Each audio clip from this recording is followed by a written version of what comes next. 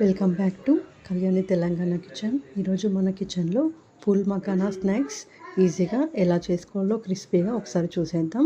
కడాయి పెట్టుకొని ఈ పూల్ మకానా దాంట్లో వేసి ఒకసారి అయితే ఫ్రై చేసుకుందాం. మంచిగా చాలా ఈజీ, టేస్టీ, హెల్తీ కూడా. కాల్షియం, మినరల్స్, ఫైబర్ కూడా ఉంటుంది కదా, చాలా హెల్తీ ఇది. మధ్యలో మధ్యలో అయితే కలుపుతూ తీసుకోండి. ఇప్పుడు మనకి పొంగినట్టు కనిపిస్తాయి కదా మకానా, ఒక 2 డ్రాప్స్ ఆయిల్ అయితే వేసుకుందాం దీంట్లో.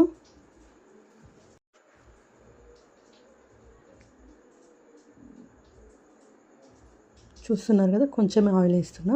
ఇంకొంచెం ఆయిల్ మళ్ళీ మనం తర్వాత వేసుకుందాం. ఇప్పుడు ఒకసారి మంచిగా మిక్స్ చేసి టేస్ట్కు తగ్గట్టు మనం ఉప్పు, కారం వేసుకుందాం. ఇప్పుడు నేను స్టవ్ ఆఫ్ చేసిన. ఇప్పుడు ఉప్పు, కారం అయితే వేసేస్తున్నా దీంట్లో.